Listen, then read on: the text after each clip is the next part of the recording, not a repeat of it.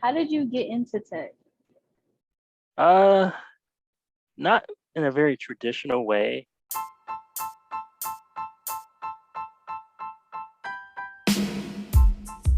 Thank you for tuning in to the Be Insightful in Technology podcast. I'm your host, Shakiria Johnson, and I'm here to help you gain knowledge, wisdom, and understanding to be insightful in technology. Go ahead and like, follow, and subscribe to the podcast and share this with your friends. Let's get into today's episode.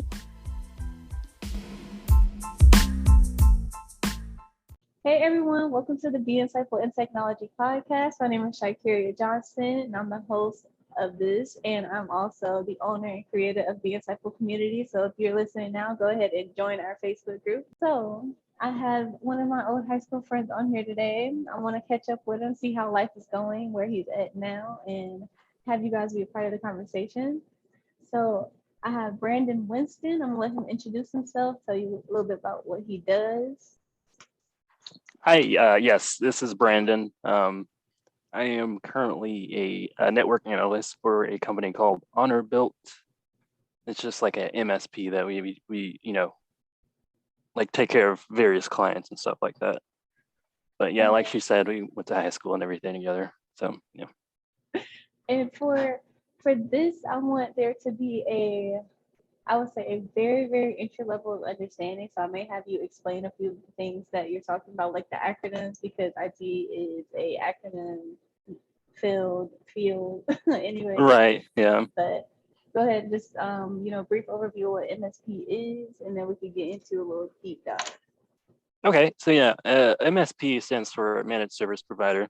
It's basically just a central company that kind of controls or manages other like small businesses and stuff like that. Like, so if you have a network that you don't want anything to do with, you have this MSP that handles that for you.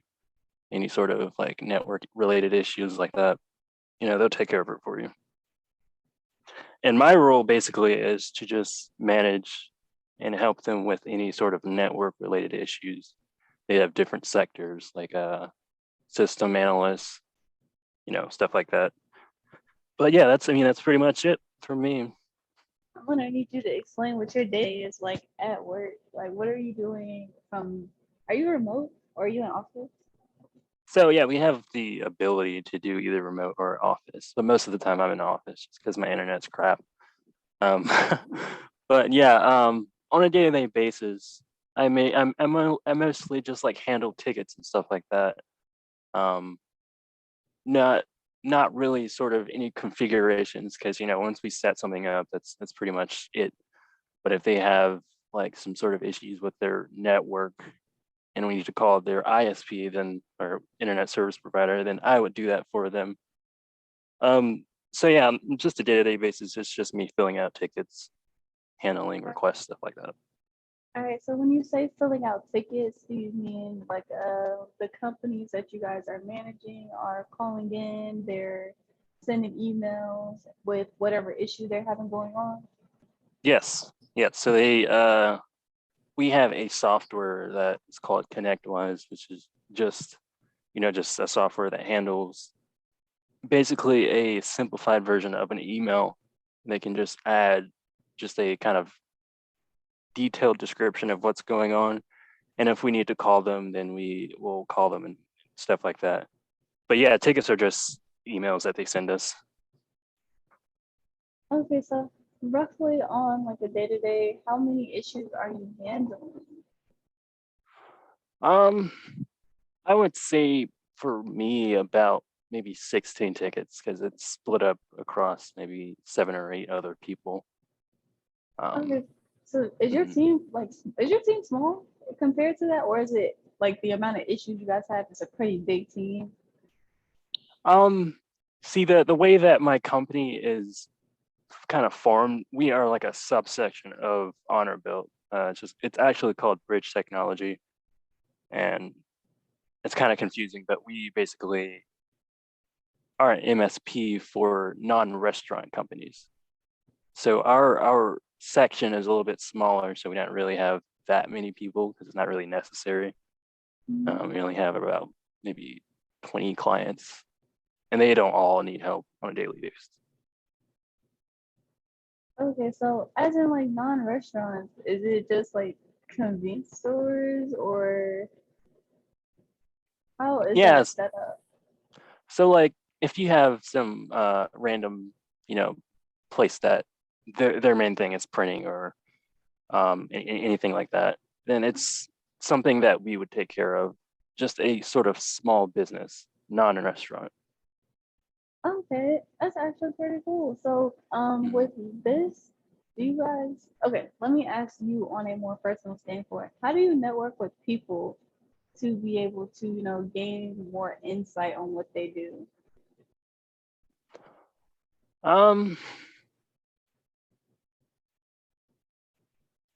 I mean, I think I know what you're asking, but so yeah, I personally just am a very kind of email person.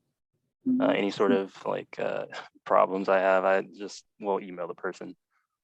Or if they have any sort of social media, because we have our kind of company social media that we will use. Oh, that's interesting. I didn't think that anybody would actually reach out to places using like a company social media. Yeah, we rarely do it, but we have some people that just prefer that for some reason. Kind of weird. Well, now I got some more information on your job. How did you get this position? Well, it's kind of in the same lines of what you were asking before about networking. I met the right people. I would go to these sort of events in my local city, online, of course, with the whole COVID thing. But yeah, I found all of this information from LinkedIn. Like I set my profile up, met the right people, and got referenced. And that's mainly how I got this job. Just knowing the right people, which I feel like is very important. Well, do you mind if I add your LinkedIn to the show notes? Anybody can potentially connect with you. Oh yeah, no problem. You can find it with just Brandon Winston. All right, cool. I need to add you myself. Oh yeah, for sure. So, all right. How did you get into tech?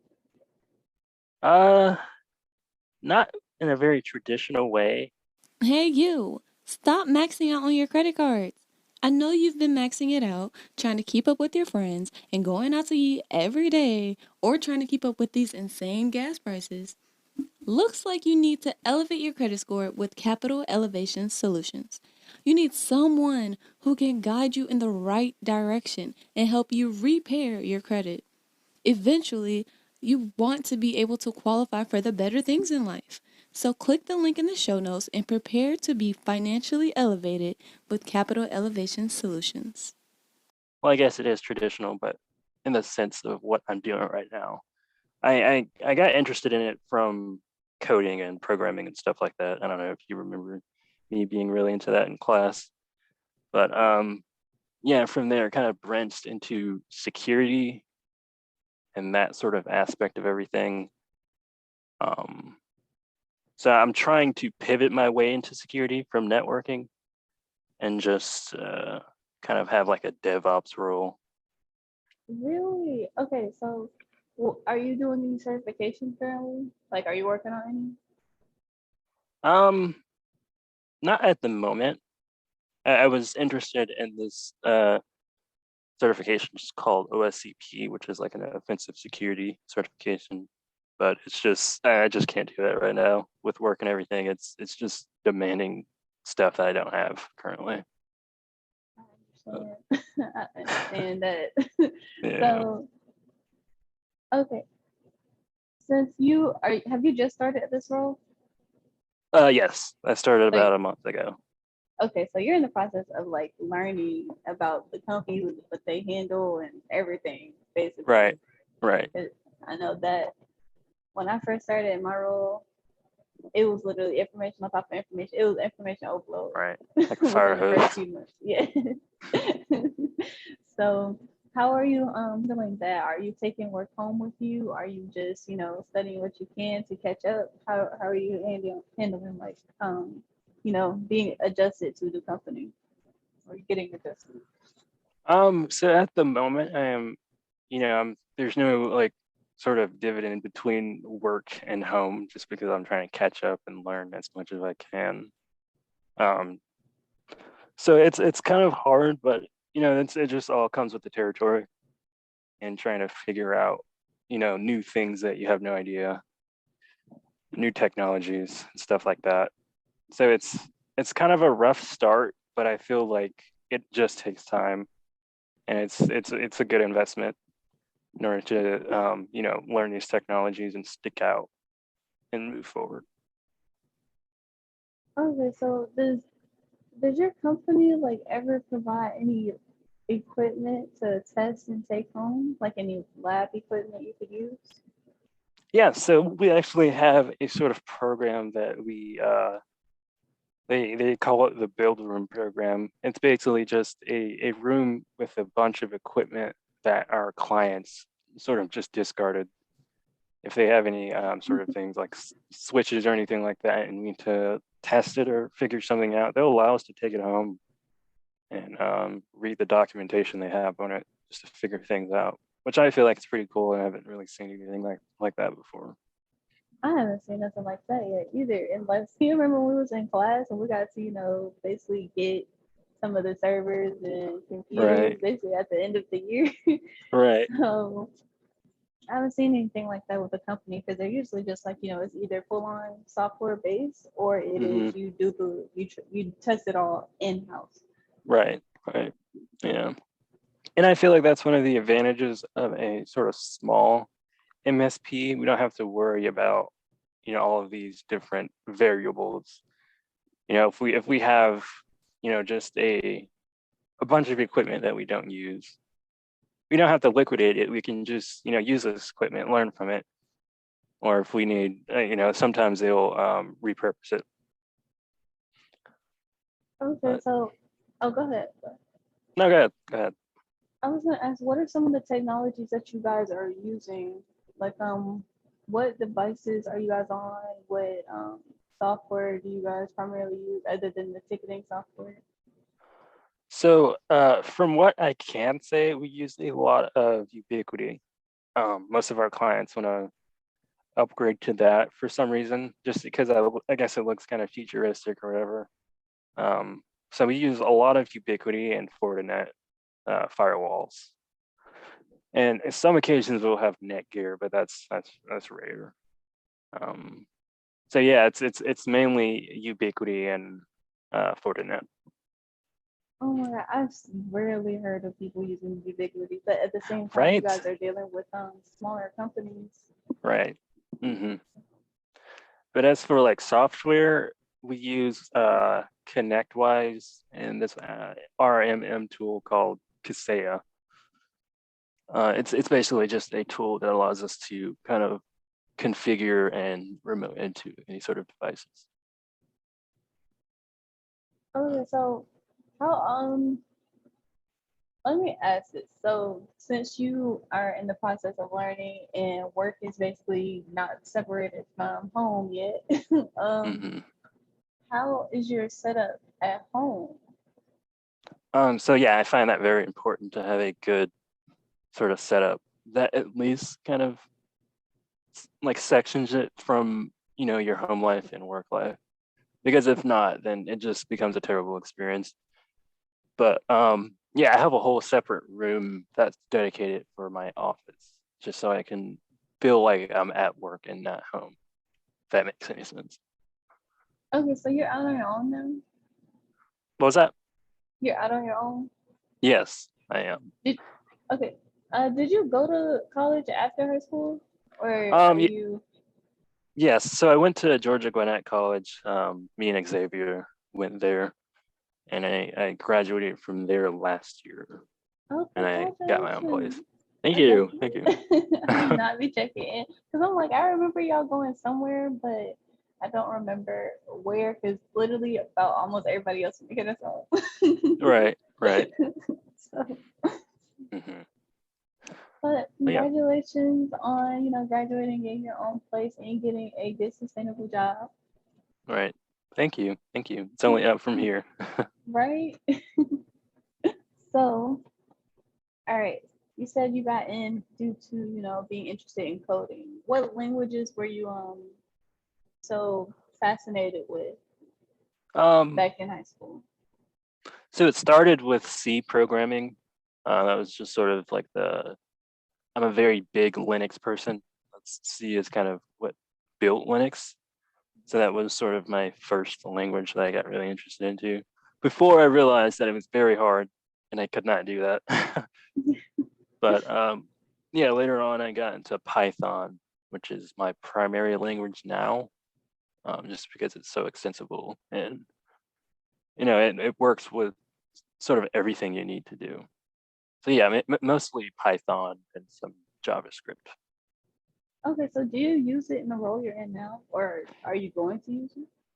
Yes, I actually use Python a lot, Python and PowerShell. Um, Python for automation and on our networking devices. They have a lot of different libraries to sort of automate things and make stuff easier. And then PowerShell for all of our Windows-based clients. But yeah, those are the main things that I use them on, it's pretty cool to kind of incorporate what I love about programming into something else that I love about IT. Okay, so you're basically on the programming, networking, and you're heading for security. Right. Mm-hmm. Is there anything that you want to particularly like focus on in security? Like I know how there might, cybersecurity itself, but it's comprised of so many different things. Mm-hmm. So have you figured out kind of what area you want to head to, or are you going to take that route in the that you're in? So I hope that I can kind of figure that out once I get to that point, but my main interests are blue teaming, which is like defense and sort of defending and building up, your client's network and stuff like that. But what's interesting about that sort of role is like you have to know, both sides of, security, the red teaming, which is offensive and defense, because you have to know how to, defend yourself against that and build certain things that will defend against that. But yeah, mostly just like defense, cybersecurity defense. Okay, okay. So it's the first time I've heard someone be like specific as in which team. Mm-hmm. And normally they just throw out, I want to do security. And I'm just like, okay. Yeah, I mean, it's sort of an overgeneralization of what I'm interested in, just because I know there is a lot of subsections of defense. And that's the part where I'm not really sure on where I'm going to end up, but I'm all for, the journey. I wish you luck on that journey. Thank you. I'm trying to think. Since you're at this position for a month, and you network basically to get in. Mm-hmm. Honestly, I want to know, what did you major in college? So what they had at my college was systems and security, which is just a bunch of system knowledge and learning how the base of a system works and securing that.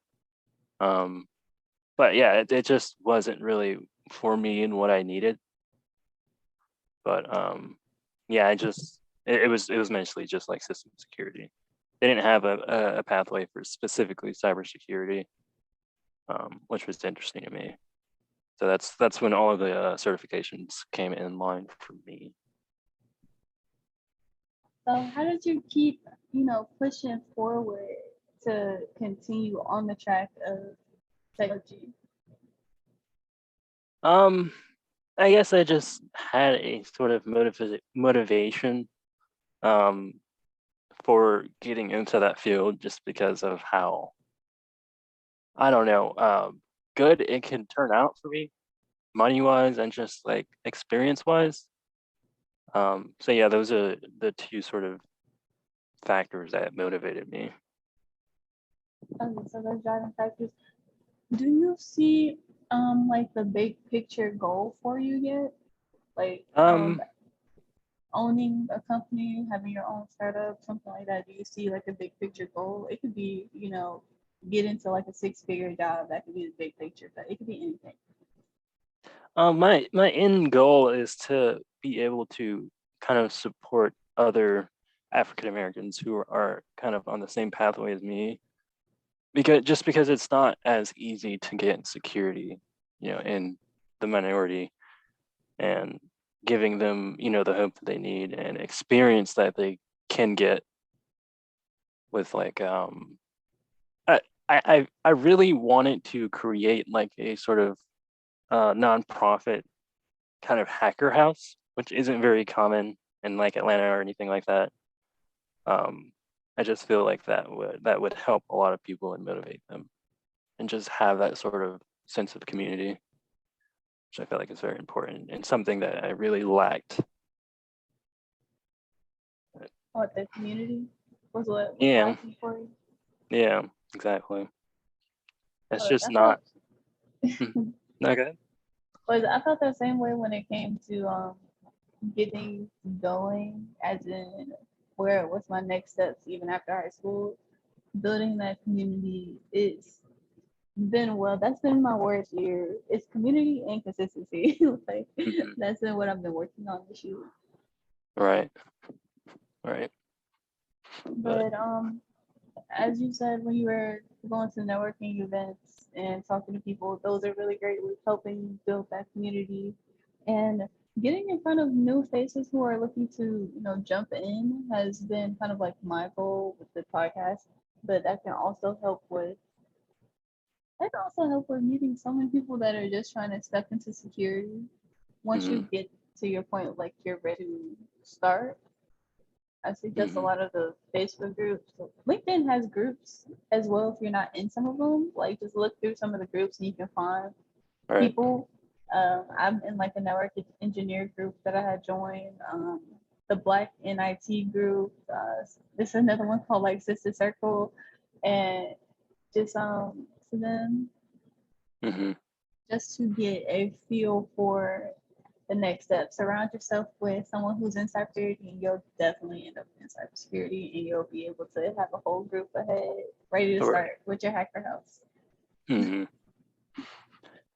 And sort of on the same line, I can't stress enough how important it is to know people, because that is like the easiest way that you'll guarantee yourself getting into wherever you're trying to get to, is just knowing somebody and being in the right place in the right time.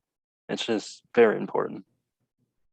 It is building those relationships is truly like important. Maintaining them has been one of the hardest things for me, but I've been doing it. Maintaining Right. relationships are important too because it's just like once you meet somebody at a networking event, it's like y'all talk that day, but when are y'all gonna talk again? Right. So Mhm. just setting aside like that time to actually go back and reach out, like even for the position that I had got, it was a lot of networking. I just reached out on LinkedIn when I saw a post about the data center in the city I'm in. So I was like, hey, I just graduated. I know y'all looking for somebody. I'm looking for some basically. So that's worked my way to get this, and I was super excited. Right. That's awesome. Thanks. So so far, how has your sense of community been now that you've got your network analyst position? You have your coworkers. You talk to them. Do you talk Um, to your coworkers? yes. So we're actually very cool. I've already gotten pretty close to them. Just that work environment is really what I needed. I haven't really had a sort of positive and like good and supporting work environment. It's just yeah, we're just legitimately cool and good friends at this point. And I feel like that Oh, is oh, mhm. go ahead, finish up. Yeah, I feel like that's very important to me. Knowing that I'm supported and that people respect me as a person. But, you know. That's a must. That's one of those things you cannot compromise on. Respect. Mhm. So I wanted to ask you, what did it feel like like the transition from like retail fast food to working in, because I remember you worked at like Nana's Chicken and Waffles and other fast food places. What was the transition like from like that to like corporate? It's definitely a big change and sort of surreal. But I was lucky to have a sort of good team that supported me and understood that this was my first corporate job, and they helped me through the way. But it is definitely just a completely new world and experience, something that I had never been through, and I actually love it now. You prefer it over the fast food retail? Of course, absolutely. Yeah, because it's grown-ups there, and not man babies.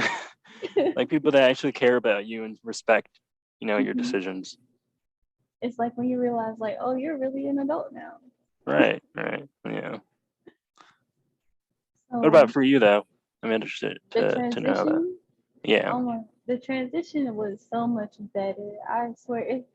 Okay, this is one thing that I can say. With my first corporate job, it was like a few months after high school, and it was call center. It was help desk, and I could say it was really nice being in that environment, but it was also like being clocked for every second. Mm-hmm. And then like the second transition, it was cool. I had a more chill manager, but it still like from a organizational standpoint, as in like their policy procedures, it was still micromanaged. But my Right. manager was just chill enough to let some things bypass. But with the next role that I got into, it's definitely a lot better. A lot.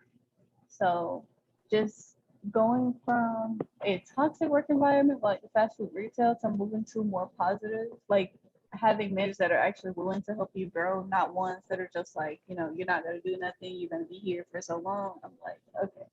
Right. But I truly do enjoy the corporate life a little better. The one thing I can say is I think more in fast food was just more people my age, so we had things to talk about. But I do like talking to their older folks Right. and just enjoying some grown folk conversation. Exactly. Even though it does make you feel like you're 30 half of the time. Like I know already through about half the life. Right. But it has been an amazing journey, and I'm glad that I made it this far. Though. Awesome. Oh yeah. Okay. So, what are your thoughts and concerns? What are some things you'd like to change in the industry now that you've stepped in and you see gotten your hands dirty a little bit? What would you like to change in the industry? I wish it was more diverse. Like it's from every kind of corporate IT job that I've had, there's usually, and like the specific thing that I do, there's usually, one Black person or, one girl. And that sort of just makes me feel uncomfortable because I feel like you're sort of being tokenized, and it just doesn't give me, good feelings. So I guess it's just like having a more kind of diverse environment and just stuff like that, it just makes me feel really uncomfortable. This is such an important topic. Like, I honestly understand. Um, I've noticed that I had this conversation with Sam when we did our interview. It's like you notice the people that look like you are the ones that are on the bottom level. The further you move up, the less you see people that look like you. Right. So my whole thing is I want more people look like me at higher roles too. Because it's like, yes, we can bring them in, we can start them off, but they just never move up. And I want to be able to have everybody move up. Right. which I feel like it is changing because we're having people like us who want that stuff to be reality. I think it just will take time for, having the minority, be the top level or whatever, and them making the choices to make the work environment more diverse. Mhm. But as for now, it's just, that's the main thing for me that I would want to change. So, okay, what comes, I asked this question because technology is a field of innovation, of change. Mm-hmm. And we're based on problem solving pretty much. And so a lot of us in the field are natural problem solvers where we see an issue, we want to fix it. Yeah. So how would you think about going about fixing it in a way that you can? I know you mentioned your hacker house to help African American males. Mm-hmm. How can you help today? I guess just making it more obvious to everyone. Like maybe I could, create a website or something, or make a social media post. Just stuff that I'm not really that big on doing, just because I'm so busy. But yeah, I guess just making it obvious Spreading that to. awareness. Mm-hmm. Right. Because that is making something more aware for people, especially that don't have access to this. A lot Mm-hmm. of the times, we all know that primarily when it comes to people of color, they're put, well, let's say, when it comes to Black people, African American people, Black people, we're pushed to do more athletic things rather than something that involves like learning different skills outside of athletics. All right. So it's literally pressured to do sports rather than to, do something like computing Mm-hmm. and opening up that avenue to at least push both options forward. Because I know in our class, yes, it was majority of Black, but we were a really, really small class. Right. So at least spreading more information and letting people know that it's an option. And it's not, once you learn it, I feel like it's not that hard to learn. Right. There are a lot of different avenues you can take in IT. So I feel like there is something for everyone. Mm-hmm. They do decide to, jump into the field. Right. And I do want to say that there is a big kind of problem with just that in the work environment. But I feel like from a cultural standpoint, that is also an issue, because like if you're like, for instance, my family was always just weird about me being into IT and making that my professional kind of career. Mm-hmm. And because they wanted me to do something completely different that just wasn't interested in. And I feel like, especially as like an African American male, you being into IT just makes you seem weak or something, which is kind of just insane to me. But yeah, I hope that sort of changes, because I know that probably prevents a lot of other people from doing something that they actually enjoy. Okay, I'm gonna ask you, what do you feel like the stereotype is for someone in IT? Um, The stereotypical like person that pops up in your head when you think of someone in tech.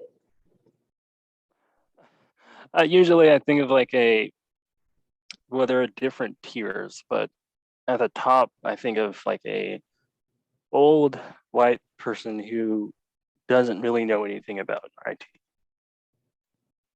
And at the management level, you have the so I guess it's sort of the same thing. But yeah, just usually a white older guy. That's the first thing that comes to mind when I think about like IT and stuff like that, which is insane to me. What about you? For me, I do picture a white male in IT.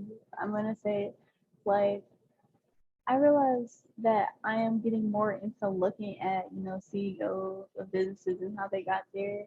Mm-hmm. They normally start with the ideas at a pretty younger age. Mm-hmm. Like, okay, let me say this. We both went to college, and for when I was job hunting, I realized like how much, even though I can prove that I knew the stuff that I knew in the technical interviews and I can get well on the behavioral, I can always feel there was some stigma about me joining the field. Like Right. even without the degree or without the experience that they said they wanted, but we obviously know like if someone is displaying that they can do the things, there's like some type of bias back there. Mm-hmm. So I look at other white males who may have not gone to college and have taken, because let me say this. I am on the degree, certification, and experience route. I have all three. Mm-hmm.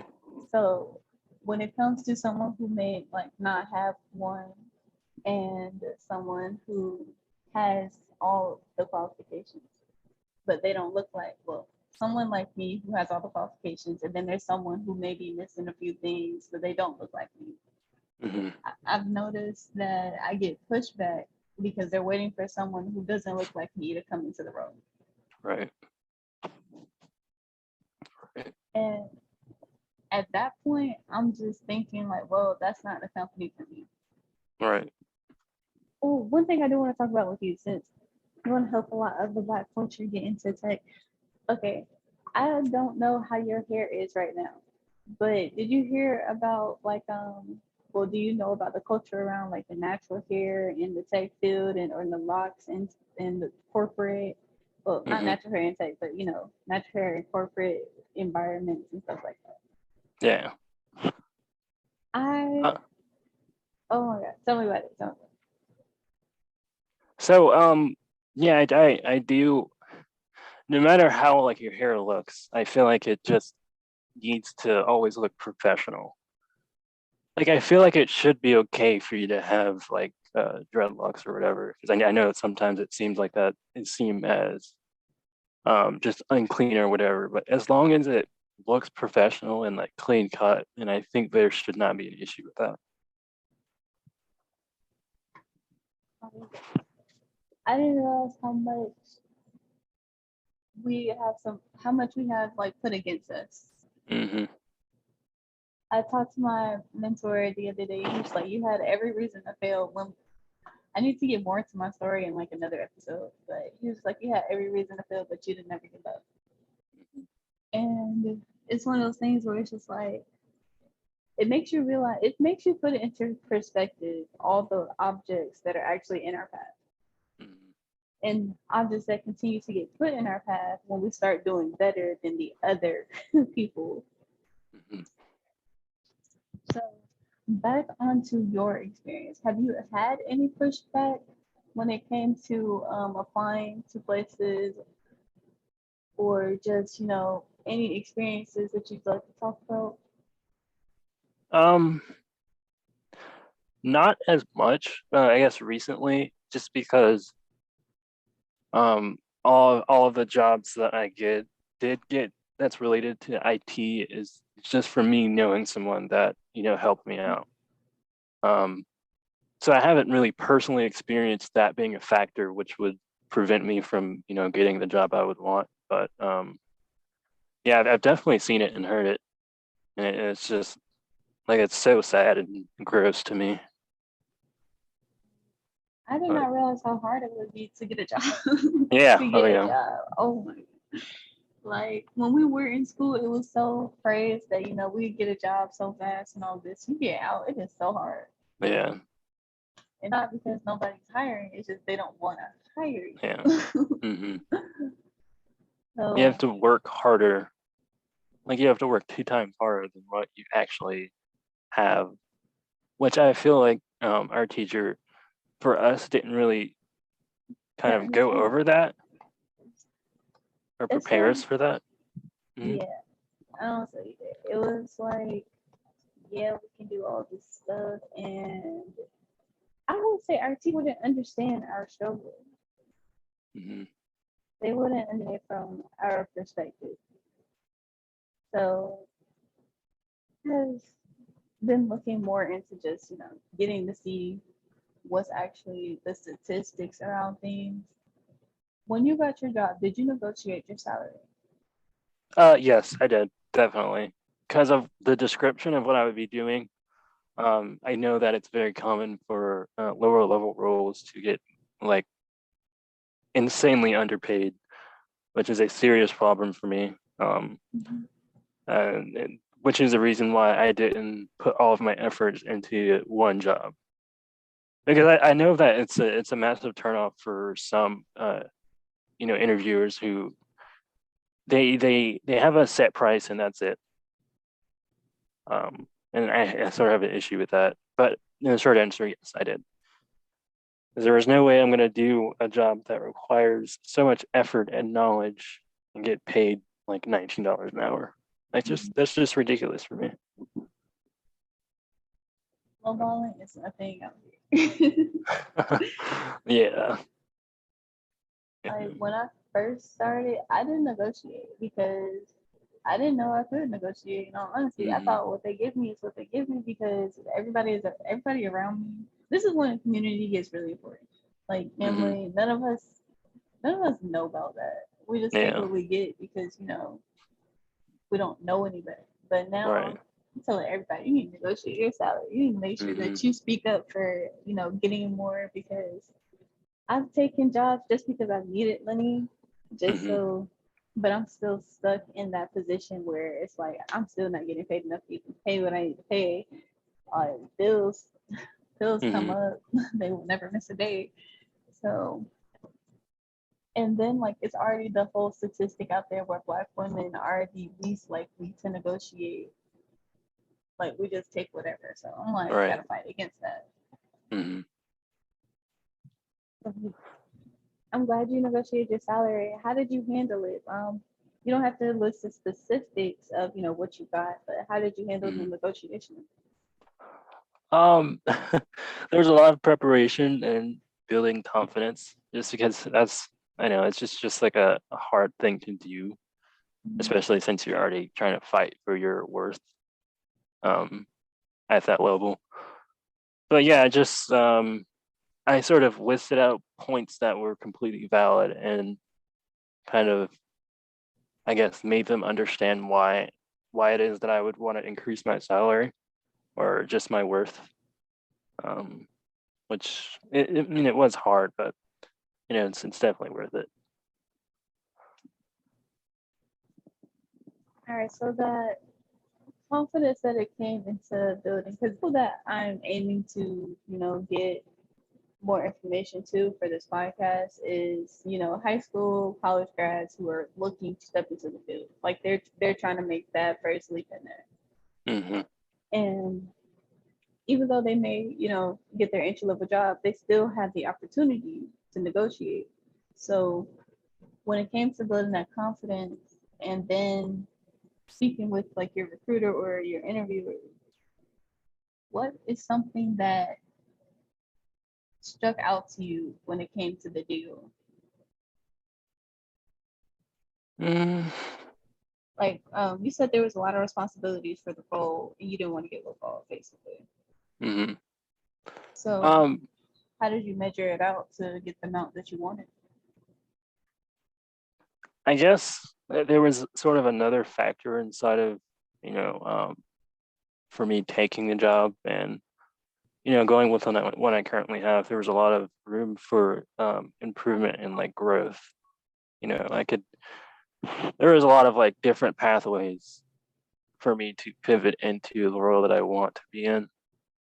And even though that I didn't get the salary that I would have wanted with this job, that is the most important thing overall for me is like gaining experience and growth and moving upwards from, where I am now. Because no one wants to stay in help desk for the rest of their life. They, right? Like I even got told by like a recruiter a while ago that I'll never make it out of help desk, and I'm just like, what is wrong with you? Why would you say that to somebody? Anyways, but after making it to where you are now, what would you say is your? Let me ask you. I know you're in your learning phase, but how important is work-life balance to you?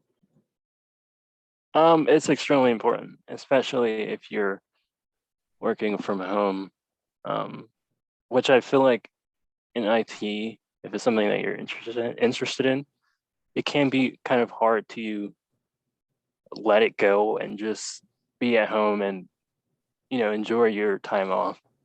But I feel like for me it's something I'm still kind of learning to do, because there's a lot of times where I don't like realize how much energy I'm putting into something, and I won't provide my best abilities of like work and stuff. So it's something that I'm still working on, which is very important to me. Have you set those boundaries yet? Yes, I have. I'm trying my best to not always accept overtime, which I never did in my past jobs, because I was always just looking for the best route to get more money, not caring about my own sanity. So you're working on your self-care, setting your boundaries, making sure that you are growing. Mm-hmm. Right. And so when it comes to, I want to dive a little bit deeper into if you did any other previous tech roles. Is this your first one?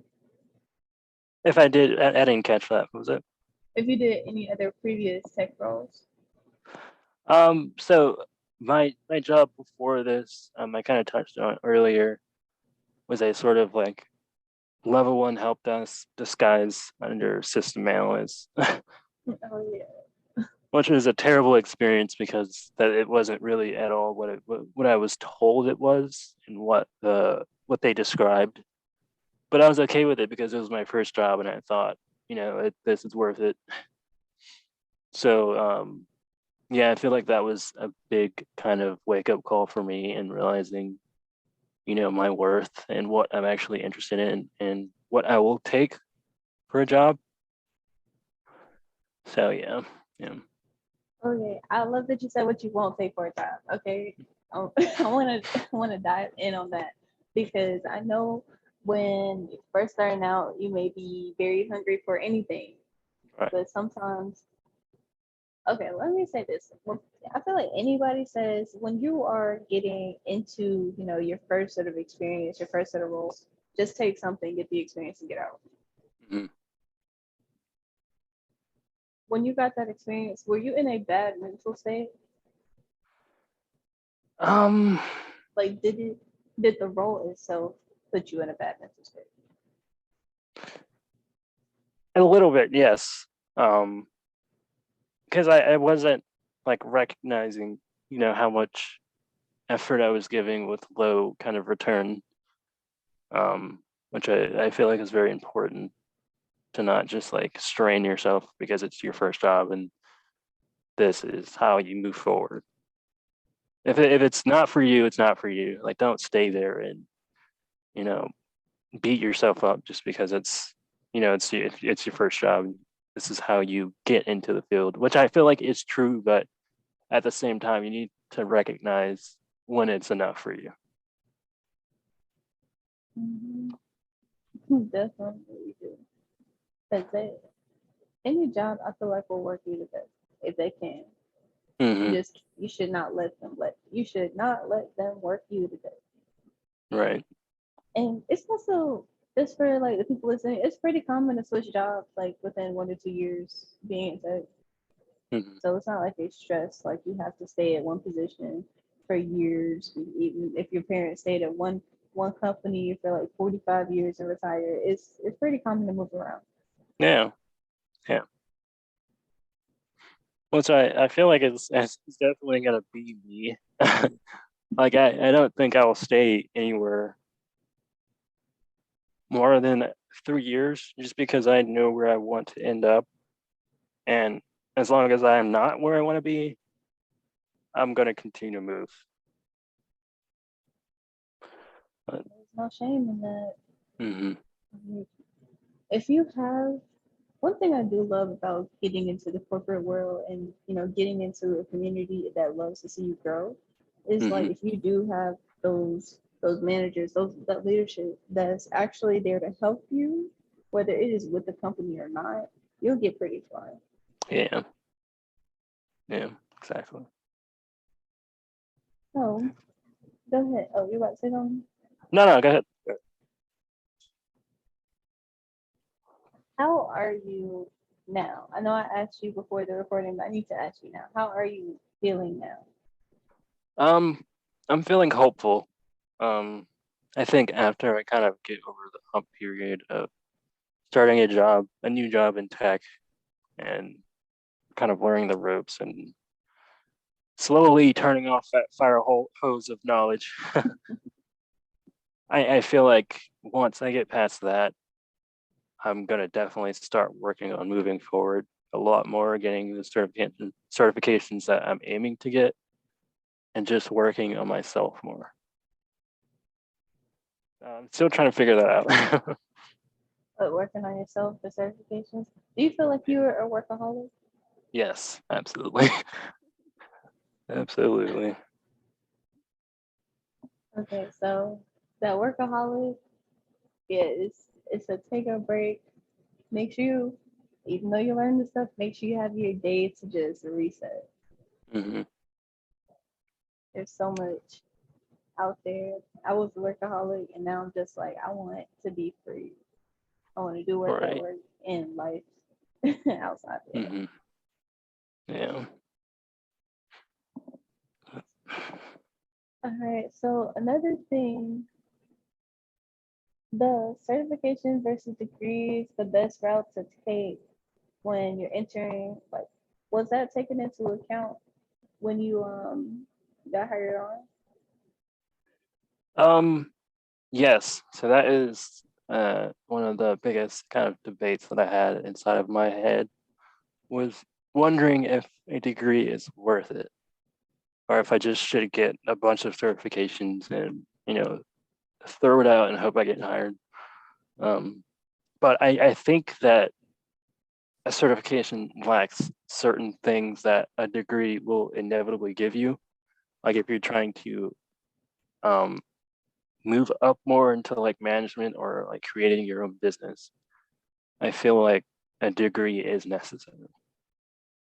As well as a certification does not give you the sort of experience that you require from a job.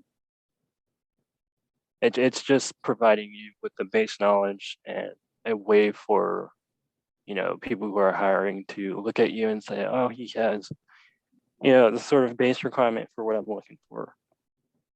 Some can say But the same about a degree. that's true. That's true. That's true.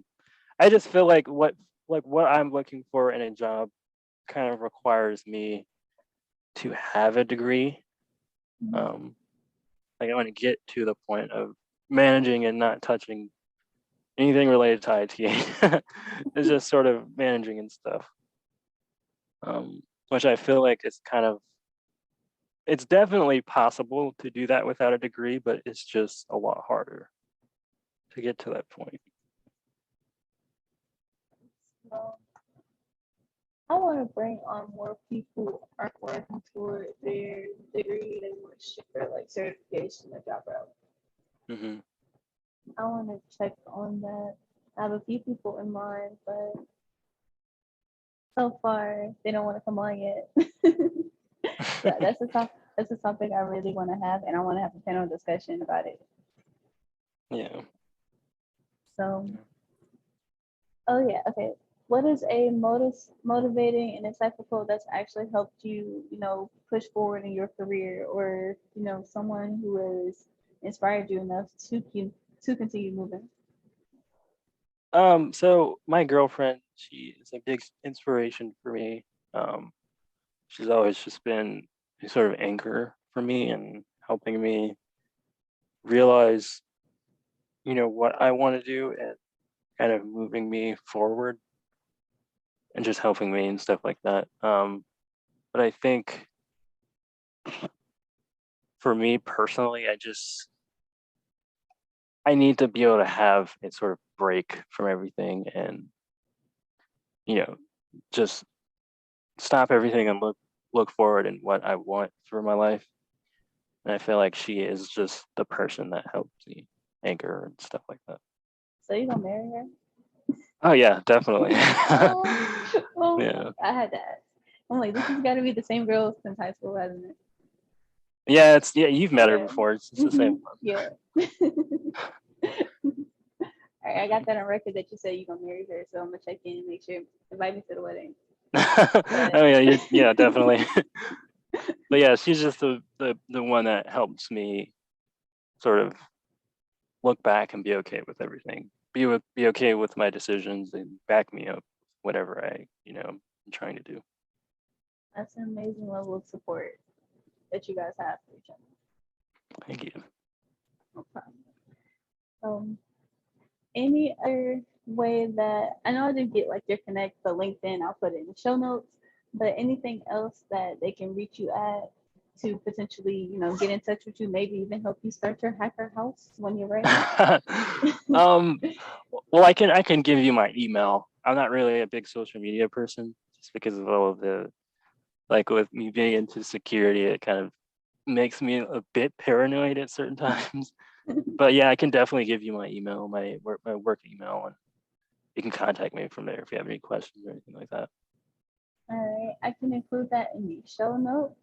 So this is Brandon Winston, a real smart guy, real cool guy, and I hope that I have him back on, have a panel discussion about, the certification versus degrees. I want people on all sides. Anyway.